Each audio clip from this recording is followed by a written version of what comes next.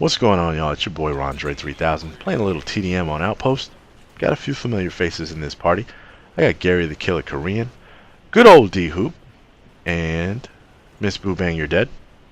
I actually played with her back on the PlayStation Network, back in Modern Warfare 2 days when I'd originally gotten Fight Club all set up. She was or she is, the sister of a former coworker.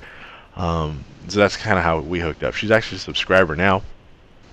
And she goes flawless in this game, so it was a good game for her. I didn't do too bad myself. I finished at 27-2, but not really going to talk about the gameplay. What I wanted to talk about in this particular commentary is my new Scuf gaming controller. If you're unfamiliar with what Scuf gaming controllers are, they are custom controllers with paddles on the backside. I apologize, I don't have a picture to show you of the backside, but I will have a picture of what my custom controller looks like.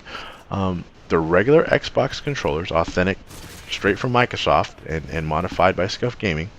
They're controllers with paddles on the backside, one on the right and one on the left. And what you can do is have these paddles mapped to the function of anything on the Xbox controller. My particular controller has the knife, melee, and jump button mapped to the backside. So on the right side, as I'm looking down at the controller, is my knife function on the backside, and on the left is my jump.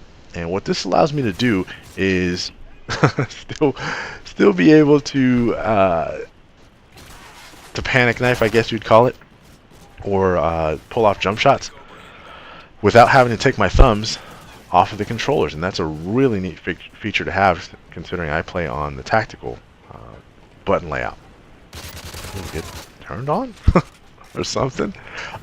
So basically the knife feature for me for a long time now has basically been inactive. I get panic knifed all the time and don't have a prayer when I come around the corner. You really shouldn't be sprinting around a corner anyway, but when I come around a corner and it's me and another guy, my only hope is to drop shot, or what happens more often than not is I get panic knifed. I don't have access to the knife melee, and a lot of you guys know that in Call of Duty, and it's been this way for a while, a lot of the times the knife is stronger than a gun. I tease a buddy of mine here at work, Lieutenant Dan, that he's probably got like a 12 KD with his knife, and his regular KD is like 0.5, something like that. But anyways, Scuf gaming controllers, like I said before, they're regular Xbox controllers. You can pick wired or wireless. They have custom faceplates that they have available. My particular one, the one that I'm playing with, is a regular black wired controller. I wanted to play with a wired controller because I was tired of replacing batteries. I've got like 12 rechargeable Energizer batteries in my house for all my wireless controllers, and I'm just kind of over it. Plus, I wanted to see if what I'd heard about latency with wireless controllers was true. Another reason I thought about going with a wired controller versus wireless is I have an XCM cross battle adapter that I'm supposed to be able to use on my PS3 that lets you use a wired Xbox controller on your PS3, and it works with my Razer Onza controller. However, it does not work with this Scuf gaming controller. I'm not exactly sure why. Just a little bit bummed about that, because I was wanting to get to one controller to get used to that I could use on either console. Was previously disappointed with the Razer Onza because although it does exactly what it's advertised to do, those customizable buttons on the shoulders are just too close together. So I found myself shooting and jumping and throwing throwing grenades and knifing people all at inopportune times at the same time. With this Scuf gaming controller, because those extra mapped buttons are on the back side, you're just able to be more efficient with your movements, and that's what I was trying to get with or get out of a controller, trying to be efficient with my movement.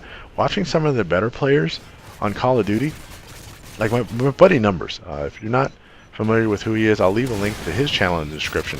His last video on Village, where he's doing jump shots and drop shots and turning on people, that's kind of what separates a lot of the better players from just your average players, being fluid with their movements, and so that their thumbs and their heads are all moving at the same time. Here I am, a little spray happy. I'm thinking to myself, oh, I'm gonna kill this dude. Anyways, so back to the Scuf gaming controller. So far, so good. I've got about 12 hours of gameplay or game time on my current controller, and I gotta say I'm loving it so far. What I had complained about in the past with Xbox controllers is how stiff they feel, and it takes a while to break them in. The one that I got just happened to have that already broken in feel. I know it was brand new, so that's not something I'm worried about, but the thumbsticks already had a fluid feel to them. I didn't feel like I was having to work out my hands after a session of gaming on this new controller. Coming from the PS3, I'd always complained about Xbox controllers and how they just had a kind of dead feel to them and they didn't feel fluid, and I was having to fight them all the time. Not really the case with this Scuf gaming controller. I'm not going to say that it's all due to the Scuf gaming controller, because I've been playing much more on Xbox, but my aim is starting to come back a little bit more on Xbox. I'm not feeling so horrible anymore. It's just all good. So like I said, this particular match, first game with the Scuf gaming controller, finished 27-2. I'll leave you a little picture of what my Scuf gaming controller looks like now. I'll tell you what I did to it. I put the custom Modern Warfare 3 faceplate on it. I've got a Control Freak on the right thumbstick.